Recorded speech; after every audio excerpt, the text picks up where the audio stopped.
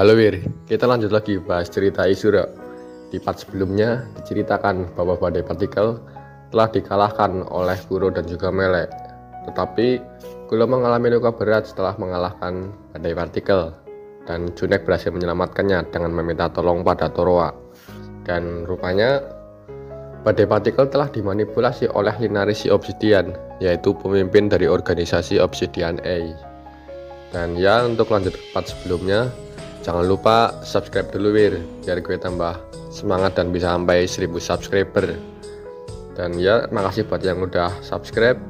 Gak usah lama-lama, kita langsung aja menuju ke part selanjutnya, yaitu part 18.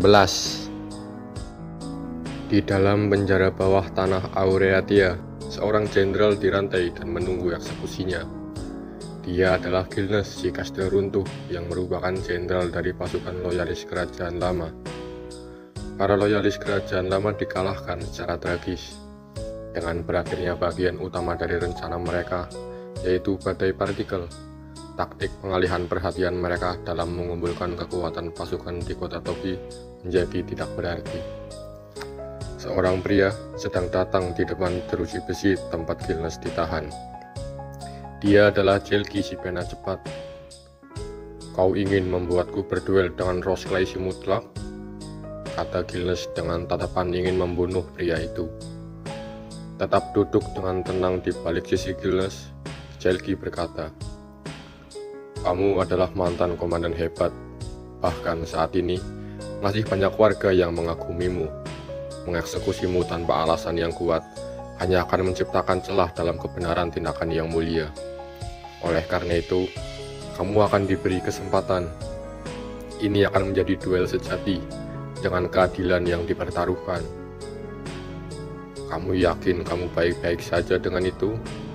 Kini, Gilnes memasang senyum jahat di wajahnya. Aku akan membunuh Rosklai. Akan kubuktikan bahwa aku tidak bersalah. Dan aku akan berdiri di hadapan orang-orang, mengatakan bahwa sistem 29 pejabat hanyalah penipuan. Tidak akan ada orang di arena yang bisa menghentikanku. Namun, Jelki tetap tenang di kursinya. Dengan tatapan serius, dia berkata, izinkan aku membuat ini mudah untuk dipahami. Ini bukan tawaran, ini sudah diputuskan.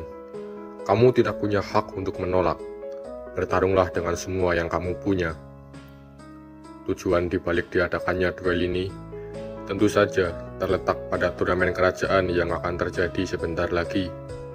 Turnamen itu sendiri adalah pengaturan penting untuk memastikan tidak ada satupun monster terkemuka yang bertahan hingga zaman mendatang. Kamu bilang duel sungguhan ya, untuk bertarung dengan semua yang aku punya. Gilnes tertawa mendengar perkataan dari menteri ketiga Aureatia.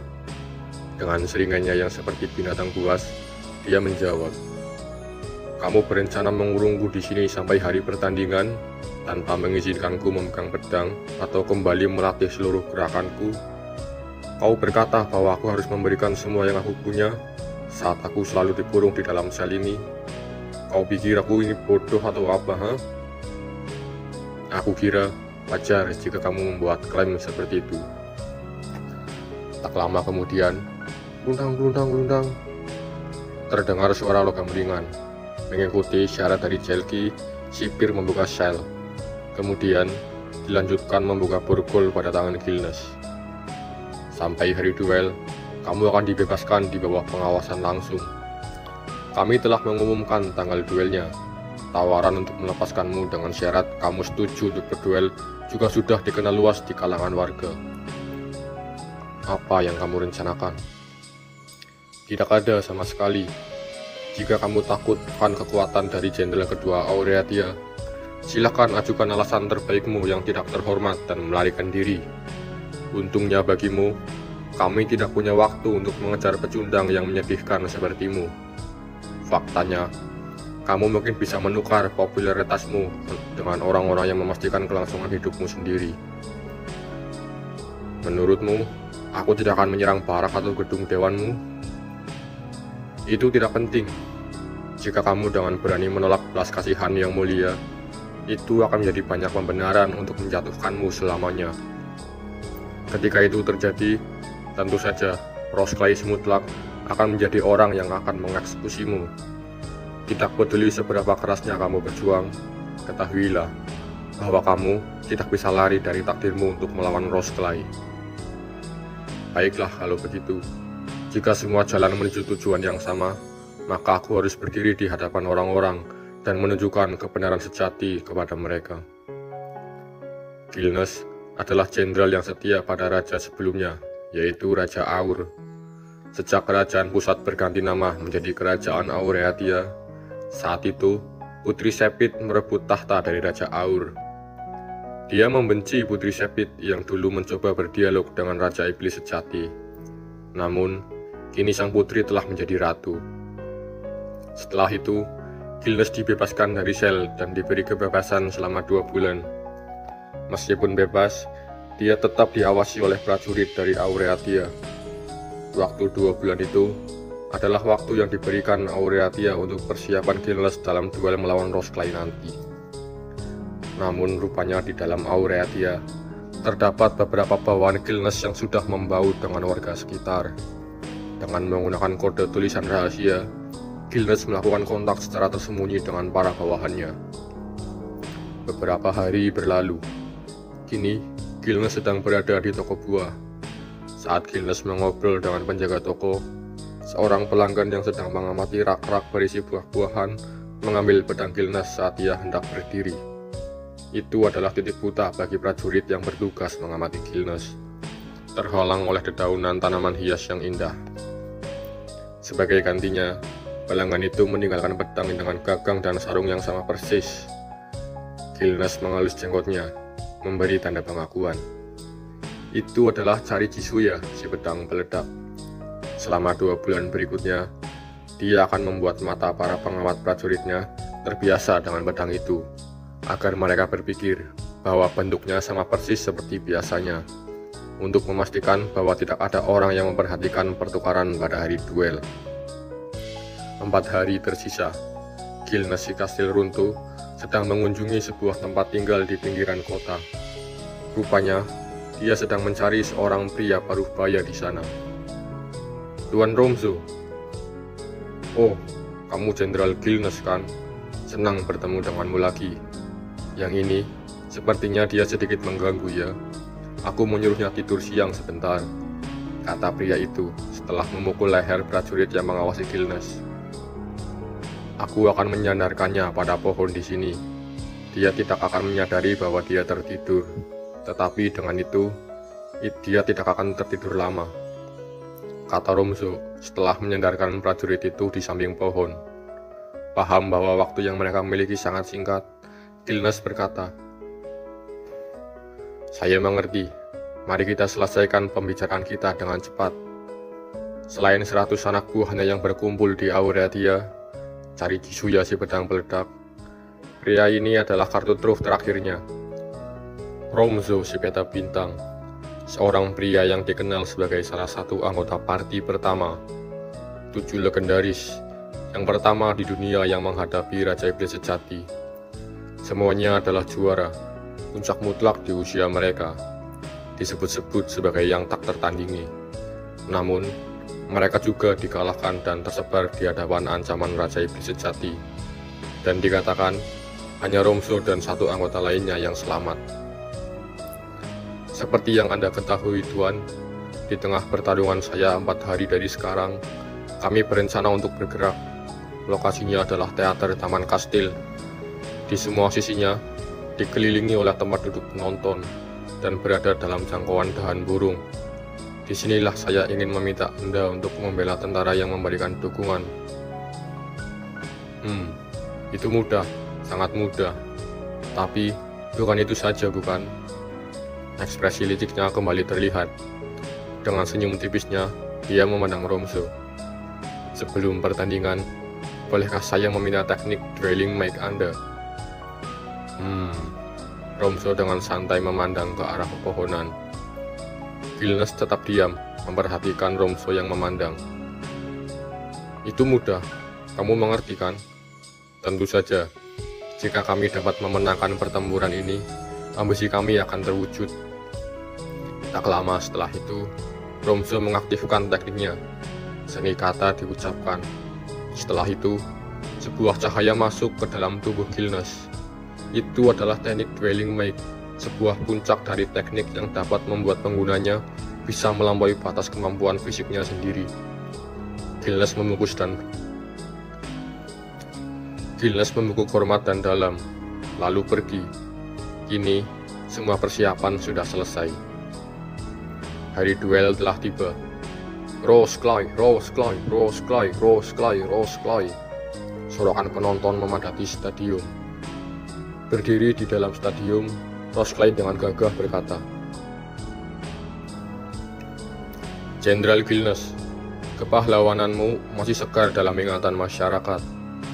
Aku menganggap duel kita hari ini sebagai suatu kehormatan besar. Mari kita tunjukkan kepada orang-orang baik ini seperti apa pertarungan yang bebas dari rasa dendam." Gilnes yang berdiri di depannya dengan tekad yang kuat menanggapi Roskilde. "Aku menganggapnya sebagai suatu kehormatan juga.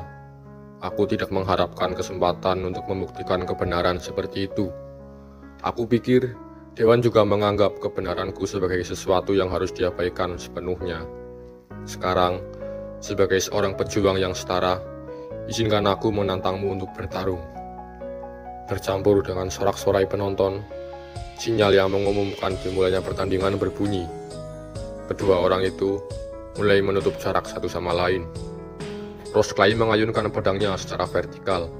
Namun, Gilnes yang terkena efek Dwelling Make dapat menghentikan langkahnya dengan cepat. Akibatnya, timing ayunan Roskilde meleset. Gilnes memegang pedangnya dengan rendah untuk menghadapi tebasan yang masuk. Dia menyerempet pedang Roskilde dengan ujungnya. Gesekan kedua pedang itu menjadi panas. Duar! Pedang Roskilde hancur. Melanjutkan serangannya, Gilnes menebas lurus ke bawah di dadanya. Namun saat itu Gilnes menyadari bahwa lawannya telah menggunakan seni kata selama pertarungan mereka. Muatan listrik dari seni termal tiba-tiba muncul di hadapan jalur pedang Gilnes, mengalir dari belah pedangnya. Itu membuat otot-ototnya menjadi kaku. Rata-rata orang kemungkinan besar akan pingsan karena serangan itu. Namun Gilnes berbeda. Dia masih tegak berdiri dengan tekad kuatnya. Bahkan dengan senjatanya yang sudah hilang, tidak ada sedikit pun celah dalam sikap tenang Roskilde.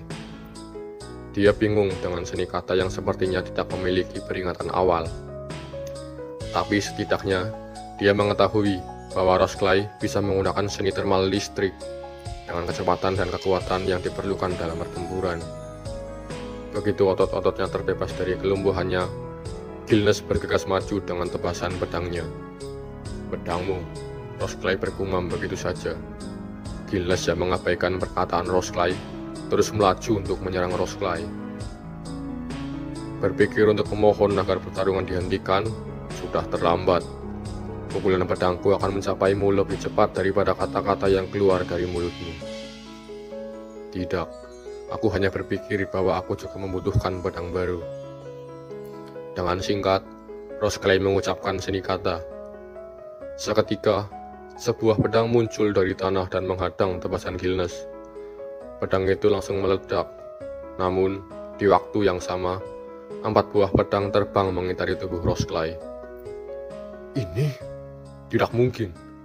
Mata Gilnes memadat dan dia mengerutkan dahinya. Gilnes menarik kembali pedangnya. Dia juga bisa menggunakan seni kerajinan dengan kecepatan seperti itu dalam pertarungan. Mungkin benar jika dikatakan pria di depannya bukanlah seorang kesatria, tapi seorang caster kata sejati.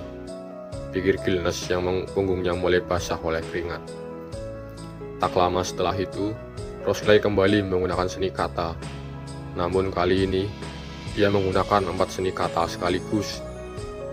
Gilnes yang melihat kekuatan Roskilde hanya dapat diam terpaku dengan mata memadat karena takjub dengan kekuatan Roskilde. "Mustahil," kata Gilnes sambil menelan ludah karena merinding. Kini, pedang baru bermunculan disertai kilatan listrik yang menyelimuti pedang-pedang itu. "Mustahil," Gilnes tidak percaya. menggunakan seni kata yang berbeda secara bersamaan seharusnya tidak mungkin dilakukan. Ini seharusnya membawa kita kembali ke titik awal, bukankah begitu, Jenderal Gilnes? Sekarang, mari kita lanjutkan. Bertarung secara adil dan dengan keterampilan yang jujur. Gilnes berteriak untuk mengerahkan semangat juangnya dengan baik. Rosklai, terlepas dari siapapun atau apapun dirimu, aku akan mengklaim kemenangan. Keringat dingin membasahi punggung Gilnes. Mereka berdua saling bertukar pukulan. Gilnes terkejut karena Rosklai masih tetap bisa mempertahankan seni katanya di saat pertandingan intens ini. Gilnes mengalihkan cengkeramannya pada pedangnya dan melonggarkan penutup pergelangan tangan kanannya. Itu adalah sinyal untuk sisa strategi terakhir yang telah dia persiapkan. Mereka menyebutnya dahan burung. Nama panah satu tembakan dimodifikasi menjadi bentuk tipis dan dapat dilipat. Suara tembakannya yang unik, tidak senyap sama sekali. Namun, dengan frekuensi yang dimodifikasi agar menghilang dalam rentang vokal seseorang, di tengah jeritan dan teriakan kerumunan besar, atau lebih tepatnya, dikelilingi oleh sorak-sorai penonton yang bersemangat, mustahil untuk menentukan asal tembakannya. Dia memerintahkan para prajurit yang menyelinap di antara kerumunan untuk menembak Gilnes sendiri dari belakang. Dia berencana memfitnah Rosklai lewat panah itu. Metode mengakhiri pertandingan ini, terlepas dari perbedaan kekuatan mereka, telah direncanakan sejak awal. Setelah itu, ratusan orang yang menyelinap ke dalam kerumunan itu akan kemudian memicu kerusuhan ketika tiba waktunya untuk mengubah suasana hati penonton. Namun, setelah menunggu cukup lama, tembakan panah itu tak kunjung datang. Mengapa? Aku sudah memberi isyarat, tapi tidak ada tanda-tanda tembakan panah pendukung dari tribun, ucap Gilnes dalam hati. Reaksi yang sungguh luar biasa, Jenderal Gilnes. Memanfaatkan kesempatan saat Gilnes lengah, Rosklai berhasil menyerang dengan pedang listriknya. Gawat! Serangan itu membelah pelindung dada Gilnes menjadi dua. Segala sesuatu tentang dirinya tampak aneh dan tidak normal. Saat Rosklai bertarung, hanya ilmu pedangnya saja yang tetap sepenuhnya benar, pedang seorang satria kerajaan. Ini adalah akhir dari segalanya, Jenderal Gilnes. Ini adalah duel yang spektakuler. Jenderal Gilnes, aku tidak bermaksud mengambil nyawamu. Jika kamu ingin menyerah, aku akan menerimanya. Gilnes hanya diam dan menerima nasib yang akan dia terima. Rosklai tidak dengan kejam menghunuskan pedangnya kepada Gilnes yang tertunduk. Sebaliknya, dia memberitahunya dengan berbisik, "Bagaimana gagang besimu?" Gilnes terdiam dengan mata memadat karena terkejut. Dan dengan pemikiran akhirnya yang mengalir di kepalanya, Gilnes seketika runtuh, menduga arti di balik kata-katanya. Ada satu hal lagi yang ingin kutunjukkan padamu. Rosklai menunjukkan Gilnes bagian dalam jubahnya. Berhati-hati untuk menghindari pandangan orang banyak. Tidak mungkin, aku tidak percaya, kata Gilnes dalam hatinya. Di dalamnya ada beberapa kristal berkilau. Kabel-kabel terjulur dari masing-masingnya. Itu adalah instrumen yang sama yang digunakan oleh prajurit komunikasi radio. Rupanya selama ini, Rosklai belum pernah menggunakan seni katanya. Itu adalah kemampuan lewat kristal radio di dalam jubahnya. Segala sesuatu tentang dia salah. Kekuatan pria ini bukanlah semacam bakat misterius yang luar biasa. Selama 2 bulan persiapan singkat ini, dia telah melakukan hal yang sama seperti yang dilakukan Gilnes. Kebingungannya karena telah melihat indikasi seni kata dari Rosklai adalah hal yang wajar. Wah! Pada saat itu, kemarahan terpendam yang membara di dalam diri Gilnes meledak. Dia kemudian melakukan tepasan dari atas bahu. Namun, kilatan perak menebus dadanya terlebih dahulu dan mengakhiri hidup Gilnes. Rosklai tampaknya telah membalikan keadaan melawan perjuangan terakhir Gilnes. Rosklai kemudian menarik napas dalam-dalam dan melambaikan tangannya.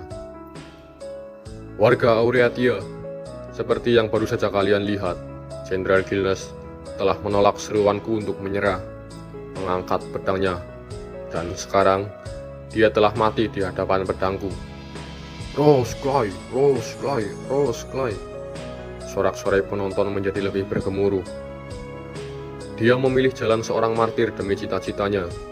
Dia mempersembahkan jiwanya yang berharga untuk mengakhiri masa yang sudah ketinggalan zaman. Aku meminta kalian untuk memuji keberanian sang jenderal. Pengorbanannya akan menjadi langkah pertama kita, loyalis kerajaan lama dan Aureatia bersama-sama menuju era baru.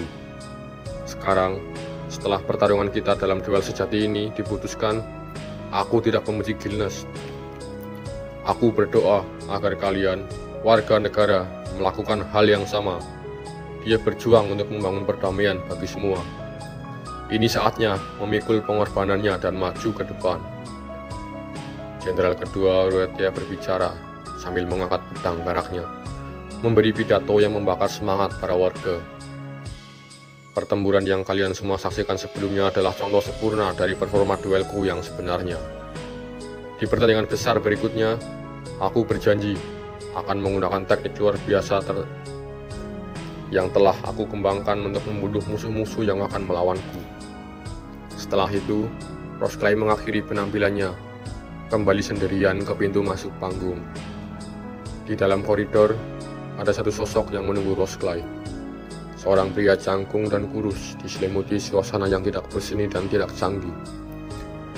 Tuan Romso, terima kasih banyak. Tersenyum sambil bersandar di dinding, pria itu menjawab, tenang saja, mengalahkan 100 orang aneh tidak ada masalah bagiku. Aku juga sudah tahu wajah mereka. Kalau begitu, Gilnes sudah mati? Memang sangat disayangkan. Baiklah, tidak apa-apa. Tidak ada yang bisa dilakukan. Aku memang menyukai pemuda itu. Tapi, aku tidak punya masalah mengkhianatinya. Selama aku punya tempat di mana aku bisa menjual diriku dengan harga bagus, aku tidak terlalu peduli dengan hal lain. Terutama, mengingat aku hanyalah seorang pengecut yang kalah dari Raja Iblis sejak lama. Ini sama sekali bukan masalah. Di koridor yang remang-remang, senyum malu-malu di balik kacamata bundarnya membuatnya tampak menyeramkan. Bahkan, Rose Clay sampai tersenyum masam melihat ekspresi Romso. Terima kasih juga atas dueling Mike. Kekuatannya jauh melampaui ekspektasiku. Itu membuat darahku menjadi dingin. Sebenarnya tentang itu, aku masih belum mengerti. Kamu bilang untuk sengaja membuat lawanmu lebih kuat. Padahal dengan perawatanku, Gilnes, mari kita lihat. Aku bisa dengan mudah melemahkannya hingga menjadi seperti anak berusia 5 tahun. Itu tidak akan cukup. Di pertandingan besar mendatang, pastinya tidak ada orang yang lebih lemah dari diriku dan Jenderal Gilnes. Aku perlu benar-benar mengalami dan mengetahui sendiri seberapa kuat pedangku bisa bertahan melawan musuh yang lebih kuat. Berkat bantuanmu, aku dapat menyadari banyak hal yang perlu ditangani. Anda sungguh rajin ya. Sepertinya cara hidup Anda memang sangat sulit. Aku malu dengan kekuranganku. Dia mengepalkan dan melepaskan tinjunya, merenungkan ingatannya tentang duel tersebut. Itu adalah pengalaman yang sulit didapat. Baiklah, kalau begitu, aku akan pergi. Permainan pemberontakan palsuku sudah berakhir. Sampai bertemu lagi, Romso si peta bintang. Setelah menepuk bahu Romso, kini Rose Clay berjalan pergi dan meninggalkan Romso. Hari itu, seluruh loyalis kerajaan lama yang berkumpul di stadium taman ditangkap. Setelah kehilangan pemimpin mereka, Jenderal Gilnes si kastil runtuh dan penasihat Romso si peta bintang, pengaruh mereka dengan cepat mulai memudar. Malam hari setelah duel di stadium, di sepanjang tepi sungai di perbatasan Aureatia, terdapat sebuah gubuk kumuh. Di tengah kegelapan area tersebut, tidak ada tempat tinggal lain yang terlihat. Membuka pintu, sang ibu menatap wajah yang sudah lama tidak dilihatnya dan tersenyum. Ya ampun, betapa kami telah menunggumu, tuanku. Iska, Iska. bangunlah, cepat. Oh tidak, kumohon. Kalau dia sudah tertidur, maka aku tidak akan mau mendorong Iska terlalu keras. Pria itu mengenakan jubah seluruh tubuh. Gadis muda yang keluar dari kamar tidur untuk menemui pria itu menatap wajahnya dan memberinya senyuman. Anda sangat terlambat, Tuan Jenderal kedua. Kamu membangunkanku.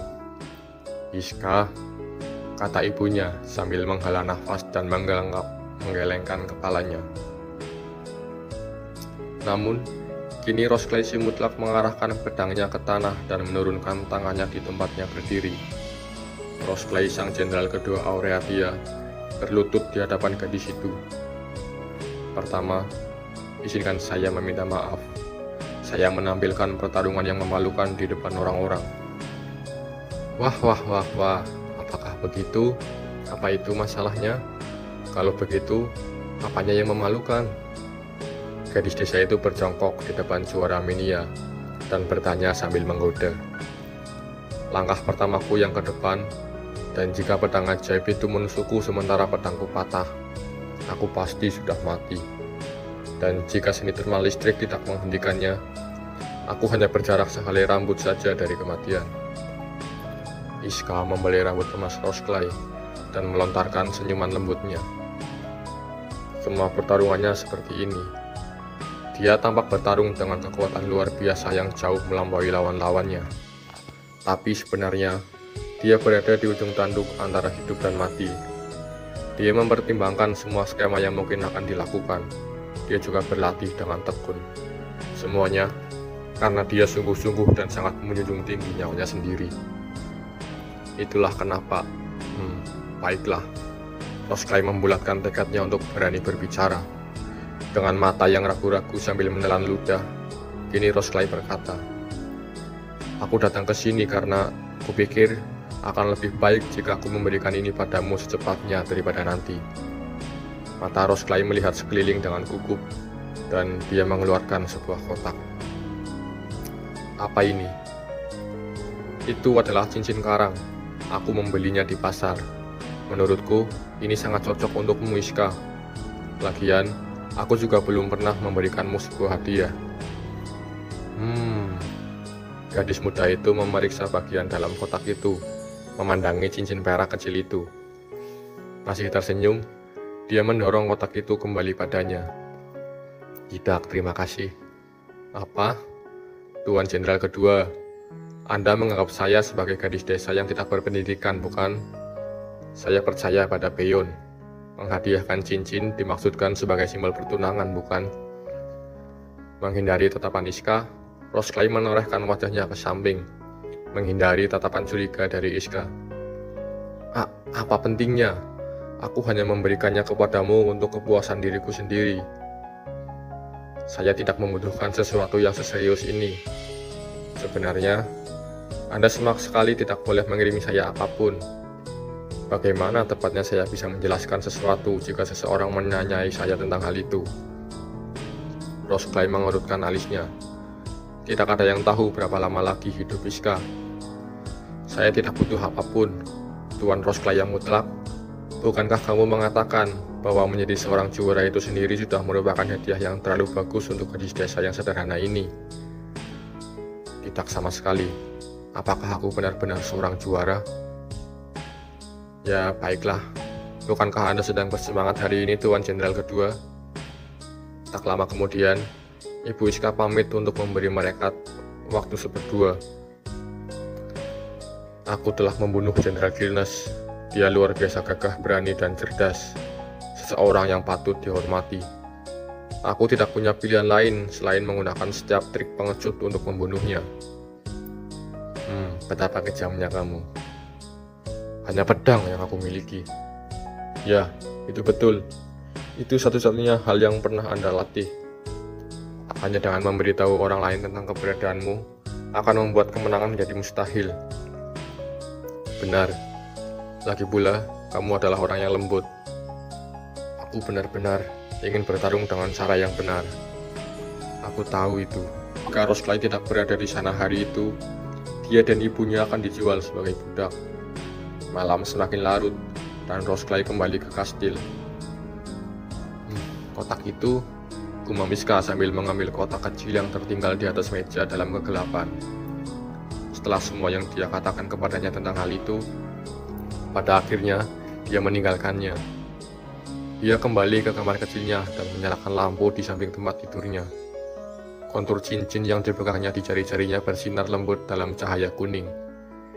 Dia berbaring telentang di tempat tidur yang gelap. Di jari ketiga kanan kirinya, yang terulur ke arah cahaya lampu, terdapat cincin karang merah yang bersinar.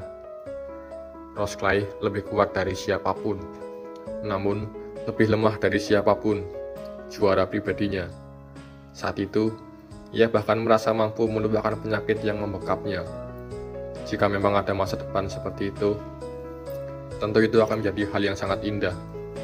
Air mata mulai menetes di pipinya.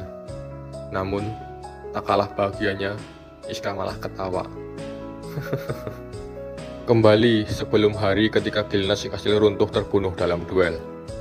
Dua orang sedang berbincang di sebuah ruangan kecil di dalam aula pertemuan pusat Aureatia. Jenderal kedua Rosclay si mutlak bersama menteri ketiga Celki si pena cepat. Itulah rincian kekuatan tempur mereka yang diverifikasi selama operasi intersepsi.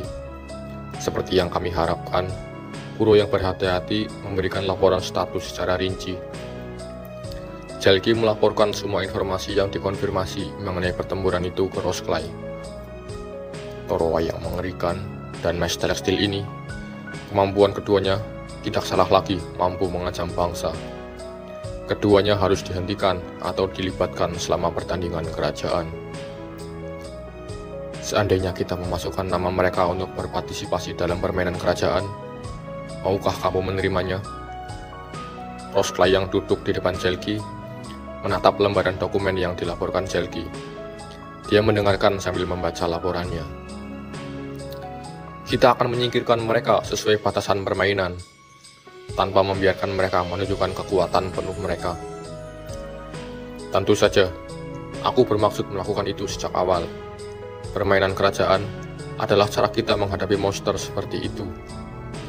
Rosclay dan Celki, mereka telah berkolusi bersama sejak awal. Bahkan, langkah-langkah untuk menghentikan badai partikel digunakan untuk mendapatkan informasi tentang kandidat yang mungkin akan dihadapi oleh Rosclay. Pada akhirnya, badai partikel lenyap selama operasi ini. Sepertinya dia sudah mati. Kemungkinan besar tidak ada seorang pun yang akan menyelidiki informasi lebih lanjut mengenai operasi tersebut, termasuk bahwa perjalanannya melalui Sin River State adalah informasi yang kami tambahkan di pihak kami. Informasi tentang badai partikel yang Celki dapatkan dari penjual informasi itu rupanya benar. Segala informasi yang diberikan pemuda berambut abu-abu itu sangat akurat. Di tengah diskusi mereka, Celki menanyakan sesuatu hal. Tapi, Rosclay, mengapa Anda tidak langsung memerintahkan Kayon untuk menjalankan Deru Cakrawala? Dengan dalih membela Aureatia sendiri, aku membayangkan, mau tidak mau, dia pasti akan menyetujui tuntutan Anda. Bukan itu, dengan operasi ini, Cayon, pendukung Melesi Deru Cakrawala, perlu mengajukan idenya sendiri. Tentu saja, hal itu tidak bisa datang dariku atau darimu, Celki. Jika orang lain mengarahkannya untuk melakukan itu, pria sekali berik Cayon, dia akan curiga. Orang itu sedang mengintai lawan politiknya di masa depan. Tidak hanya itu, tapi aku yakin dia sudah merasakan kita berkolusi bersama. Cayon meminta bantuan Mele, juga membantu kita dengan membuat pelari bintang dan bencana berlalu tidak diperlukan. Menggunakannya akan membahayakan pihak kita sendiri. Tindakan terbaik adalah menyimpan wildcard apapun. Semuanya untuk melindungi Aureatia. Satu-satunya alasan dibalik Rosclay si mutlak menjaga reputasinya dan menggunakan segala metode yang mungkin untuk membela Aureatia dengan putus asa adalah warga negaranya. Celki juga berbagi cita-cita yang sama. Sekarang, dengan kematian Raja Iblis sejati, dia berusaha untuk menyingkirkan semua juara yang tidak terkendali dari dunia dan menciptakan sebuah negara di mana masyarakat bebas dari perselisihan. Meskipun permainan kerajaan untuk menentukan pahlawan masih belum mengumpulkan semua peserta, Namun, bagi mereka itu berbeda. Mereka berdua telah mengumpulkan informasi, merancang skema, dan mengklaim kemenangan jauh sebelum dimulainya pertandingan. Rose Clay, mengingat hal itu, ada satu hal yang ingin kukatakan padamu. Anak berambut abu-abu, menurutku, sebelum Chelky menyelesaikan kalimatnya, Rose Clay sudah paham apa yang akan dikatakan Chelky. Mengepalkan kedua jarinya di atas meja, Rose Clay berpikir sejenak, lalu berkata, "Itu benar, Torowa yang mengerikan, Gyasuna si poros, dan terakhir badai partikel. Aku percaya ada seseorang selain kita yang mencoba mengumpulkan informasi mengenai kemungkinan pesaing permainan kerajaan, mendorong ketiga kekuatan yang tidak berhubungan untuk saling adu pedang di satu tempat. Kedepannya, aku pikir kita perlu menyingkirkan anak abu-abu, anak berambut abu-abu." Mengenai keterlibatan Gyasuna si poros dan kejadian baru-baru ini, tidak ada keraguan bahwa ramalan yang disebarkan oleh anak berambut abu-abu adalah sumber informasinya. Lalu, seandainya dia juga menggunakan informasi mengenai pedang peledak yang dimilikinya untuk melibatkan Torowa yang mengerikan, maka, pikir Chelky dalam hati. Namun, di tengah lamunannya, Rose Clay kembali bertanya, apakah ada sesuatu yang menghubungkan anak berambut abu-abu dengan Torowa yang mengerikan? Metode yang digunakan Torowa untuk mengejar badai partikel di jurang, informasi saksi mata berawal dari kota Toki. Namun setelah itu, dia menghilang tanpa jejak, sebelum tiba-tiba muncul di jurang itu. Dengan kata lain, memotong perkataan Chelky, Rose Clay mengangguk dan melanjutkan apa yang dipikirkan Chelky. Ada seseorang yang menyiapkan metode perjalanan, pengangkutan atau lainnya, dan memindahkannya ke sana. Dengan tatapan tajam, Chelky mengangguk, setuju dengan yang Rose Clay katakan dan berkata, terlebih lagi, untuk membuatnya melibatkan Gyasuna, mengapa seseorang di luar Aureatia dengan sengaja mencoba mendapatkan informasi tentang kemungkinan kandidat untuk pertandingan tersebut? Aku mengerti apa yang kamu maksud. Bisa dikatakan, ada lebih dari satu orang yang memiliki pemikiran yang sama dengan Rose Clay si mutlak. Rose Clay merenung, anak berambut abu-abu bukanlah sekutu setia kerajaan lama. Bahkan, saat berbisnis dengan mereka, harus ada maksud atau tujuan yang jelas dalam tindakannya. Mempertimbangkan hasil akhirnya, prediksi jalur badai partikel anak berambut abu-abu yang dijual ke masing-masing negara besar akan membawa kerajaan lama menuju kehancuran dengan cepat. Mereka disuap oleh prospek kemenangan palsu dan persiapan ofensif mereka yang terburu-buru menyebabkan kehancuran mereka, kekalahan telak. Kalau begitu, jika asumsiku benar, kekuatan yang saat ini diafiliasi dengan anak berambut abu-abu adalah... Rose Clay meletakkan jarinya di suatu tempat di peta yang menutupi meja. Kota bebas Okahu, bisakah kamu memeriksanya? Okahu. Aku setuju bahwa mundurnya mereka di tengah perang kita dengan loyalis kerajaan lama adalah tindakan yang tidak wajar. Kita perlu melihat apakah mereka aktif di balik layar. Bahkan, gerakan mereka memajukan rencana kita. Sebagai hasil dari tindakan anak berambut abu-abu, dua kekuatan yang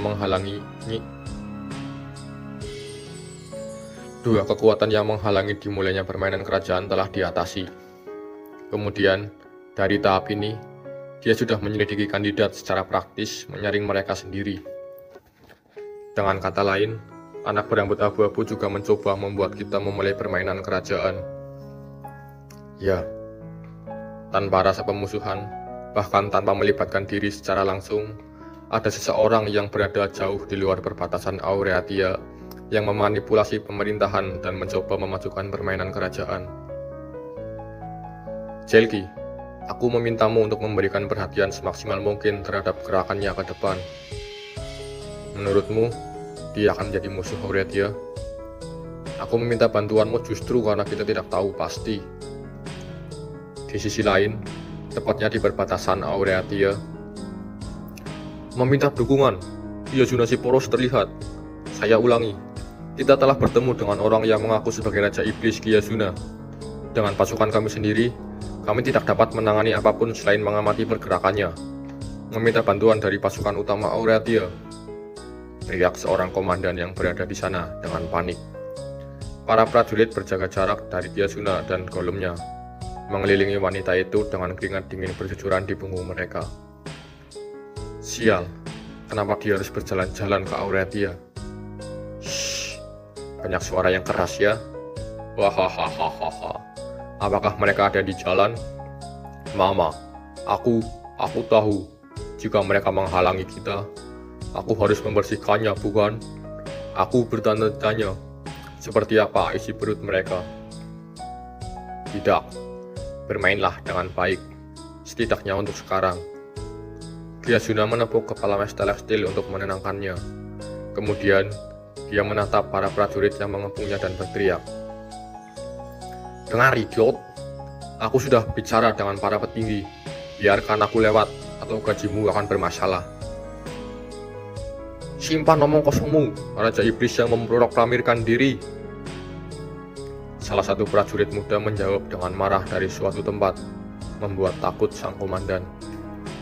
Kami tidak akan membiarkan wanita tua jahat sepertimu mengambil satu langkah pun di tanah Aureatia. Hari ini adalah hari di mana kamu menderita dan membayar seluruh nyawa warga negara yang telah kamu injak. Komandan yang mendengar itu, punggungnya langsung basah karena keringat. Gerakan sekecil apapun dapat memicu serangan. Lalu, prajurit manakah yang akan jatuh terlebih dahulu? Komandan, mereka telah tiba. Bantuan ada di sini. Apakah itu mereka? Tunggu, satu resimen melawan Kiasuna Poros? Dari kejauhan, sang komandan bisa melihat apa yang tampak seperti bala bantuan Aureatia. Satu resimen dari mereka. Woi, apa yang sedang kalian lakukan? Orang yang memimpin unit ini dikenal sebagai pegawai negeri yang paling galak dan militan, Menteri keempat KAET si Meja Bundar.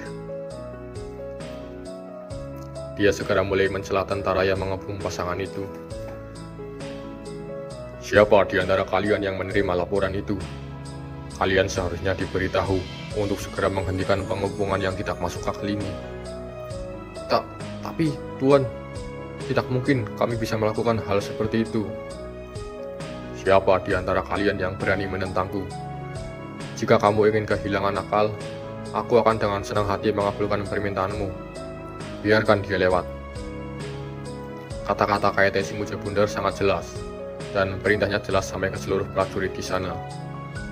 Para prajurit itu tidak dapat mempercayainya, membiarkan orang yang memproklamirkan diri sebagai Raja Iblis, sebuah ancaman yang menakutkan bagi dunia selama bertahun-tahun, masuk begitu saja. Kiasuna Poros dengan santainya berdiri sambil tertawa sendiri. Apa yang aku bilang padamu? Lihat, Mestelextil dan aku, kami adalah kandidat pahlawan. Ya, aku akan menjadi pahlawan. Hahaha. Aku akan jadi keren. Mendengar perkataan mereka, salah seorang prajurit dengan tatapan tajam berteriak, Jangan konyol! Seseorang yang memproklamirkan diri sebagai Raja Iblis menjadi pahlawan. Omong kosongmu sudah keterlaluan. Kaulah yang membuat keributan. Kalau begitu, penggal kepalanya. Satu tatapan tajam dari Menteri keempat membungkam prajurit itu. Menjatuhkan orang yang mengaku sebagai Raja Iblis yang bersembunyi di setiap wilayah, menyabotase perkemahan belakang loyalis kerajaan lama, menjebak dan memukul mundur badai partikel. Semua aktivitasnya berada di bawah perintahku. Izinkan aku bertanya kepada kalian yang bodoh, apakah ada di antara kalian yang dapat mengklaim telah berbuat lebih banyak untuk melayani Aureatia daripada Kiasuna dan Mestelextil ini? Silakan beritahu aku.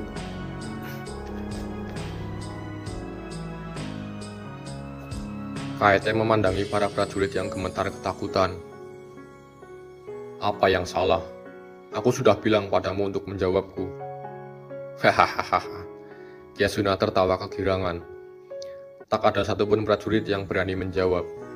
Mengabaikan para prajurit itu, KAET pergi memimpin dua penjahat yang berada di belakangnya kembali ke Aureatia. Memiliki Mestelextil sebagai kartu truf untuk memperkuat otoritasnya, KAET berencana menggulingkan otoritas Frostclay di turnamen nanti. Sementara itu, di rumah sakit dekat jurang Kumana. Kamu sudah bangun. Bagus, kata Toroa yang berdiri di samping Kuro yang tak sadarkan diri. Apakah Junek di sini? Saat ini, dia berada di luar tenda. Dia sangat menyayangimu. Aku belum melakukan apapun untuknya. Aku sangat buruk.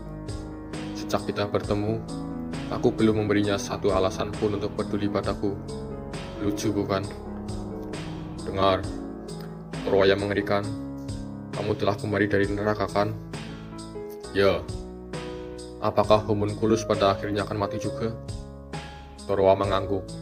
Sebenarnya, Kuro juga sudah mengetahui jawaban dari pertanyaannya. Namun, dia ingin memastikan ketakutannya sekali lagi. Bagaimana aku harus membalasnya? Junek, dia selalu ada untuk menyelamatkanku. Bolehkah aku memberimu jawaban sederhana? Mata Dewa Kematian tetap tertuju pada lantai saat dia merespon dengan sikap acuh tak acuh. Berada di sana untuknya, mengobrol dengannya, berbagi kenangan dan mengomentari pemandangannya, itu cukup. Selama seseorang memiliki tempat pelindungan bagi jiwanya, mereka akan terus melangkah sejauh yang mereka bisa. Bahkan sampai ke neraka yang paling jauh. Aku ingin menggunakan Junek untuk diriku sendiri. Aku ingin meyakinkan diriku sendiri bahwa ada alasan mengapa kita bersama. Aku takut ketika segala sesuatunya tidak mempunyai alasan. Aku tidak tahu tentang hidupmu, tapi tidak semua orang yang kamu temui ingin memanfaatkanmu kan? Mencoba memanfaatkan seseorang, berarti kamu harus mempercayai mereka kan? Bahkan, orang yang menembakku percaya bahwa aku mampu menghentikan badai partikel. Itu sebabnya, mereka bisa menunggu sampai aku melakukannya. Jika kamu tidak benar-benar mempercayai siapapun yang berurusan denganmu, kamu tidak dapat menggunakannya sama sekali kan? Jika itu yang kamu lihat, maka dia mungkin sudah kehilangan semua nilai yang dimilikinya untukmu.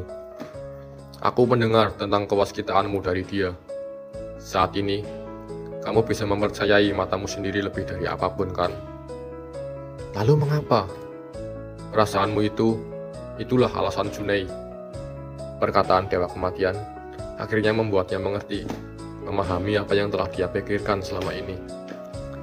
Selama dia bisa bersama Junei, tidak masalah kemana dia pergi. Dia ingin melihat lebih jauh sampai ke ujung dunia. Sepertinya, kamu tidak membutuhkan aku untuk menjagamu lagi. Aku pergi. Aku ragu kita akan bertemu lagi.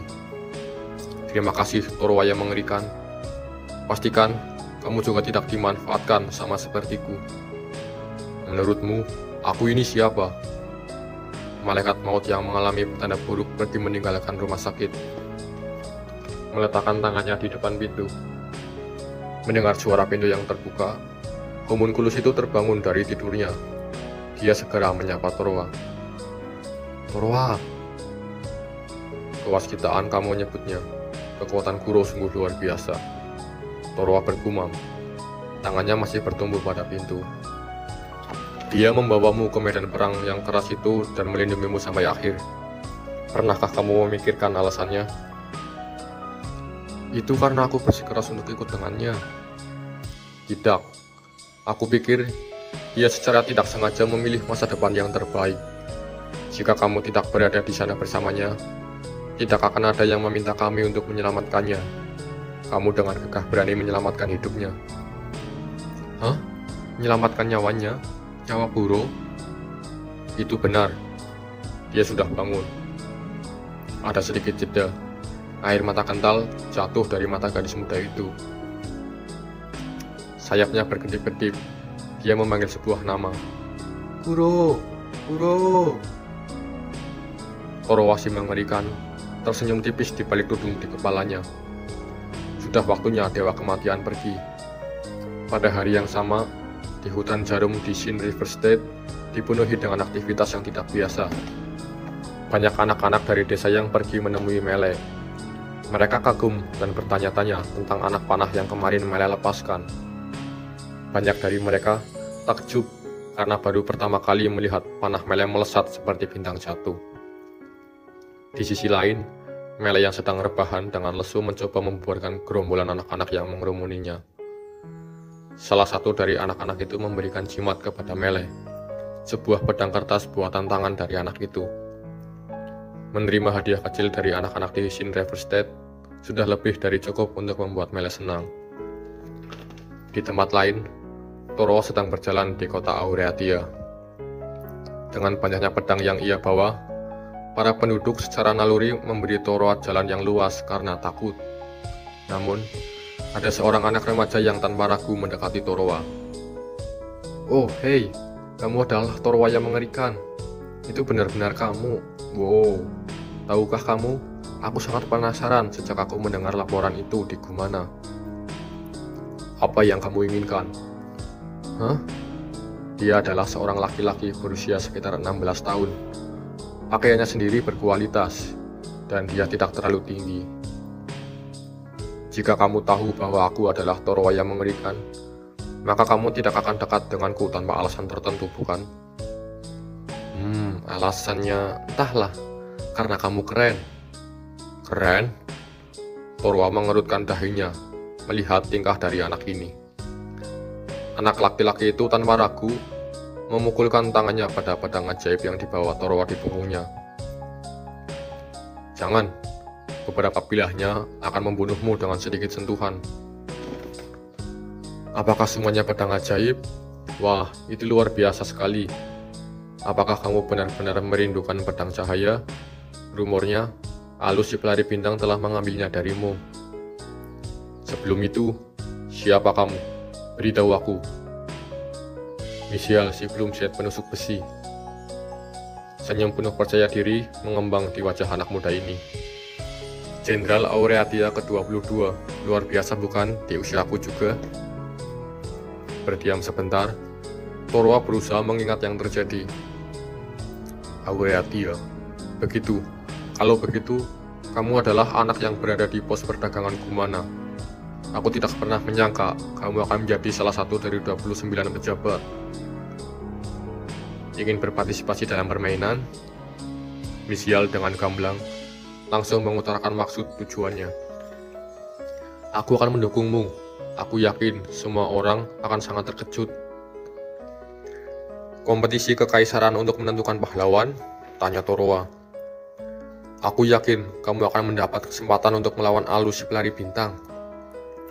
Persis seperti yang dikatakan anak berambut abu-abu ketika datang ke Aureatia, kesempatan untuk duel melawan Alus tanpa seorang pun pengganggu benar-benar datang. Namun, dia telah memutuskan untuk tidak terlibat dalam perkelahian seperti itu. "Aku adalah pendekar pedang ajaib yang membunuh Torowa yang mengerikan. Mengapa Anda memilih seseorang sepertiku untuk bertempur dengan mempertaruhkan harga diri dan kehormatan?" "Hah? Pertanyaan bagus. Aku yakin orang lain di 29 pejabat akan memiliki banyak alasan, tapi..." Jenderal laki-laki termuda Aureatia berpikir sejenak, sebelum bergumam seolah dia berbicara pada dirinya sendiri. "Karena aku menikmatinya." Torowa tidak dapat berkata-kata mendengar itu. Monster legendaris dengan cerita menakutkan di mana-mana, kembali dari neraka, pastinya akan sangat luar biasa. Guru yang berhati-hati telah memperingatkannya beberapa saat sebelumnya untuk tidak membiarkan siapapun memanfaatkannya. Banyak konspirasi yang beredar di balik layar permainan kerajaan, sehingga melahirkan pihak yang mengambil keuntungan dan pihak yang dimanfaatkan. Menurutmu, alasan tidak berharga seperti itu sudah cukup untuk membuatku setuju? Aduh, menurutku itu tidak ada gunanya jika kamu bertanya padaku. Oh, baiklah, jika kamu tidak mau tidak apa-apa. Misial meletakkan kedua tangannya di belakang punggungnya dan dengan mulus berbalik dari Torowa. Tetapi, jika kamu memutuskan untuk melakukannya, kamu harus memberitahuku, oke? Aku memutuskan bahwa aku akan menjadi orang yang mensponsorimu, apapun yang terjadi. Torowa memperhatikan satu anak laki-laki itu perlahan menghilang dari pandangan. Malaikat maut itu bergumam pada dirinya sendiri. Aku tidak akan menjadi mainan siapapun. Di dunia ini, selalu ada orang yang memanfaatkan orang lain, dan ada pula yang dimanfaatkan. Dan ada orang-orang yang tidak bisa dimanfaatkan oleh siapapun sama sekali.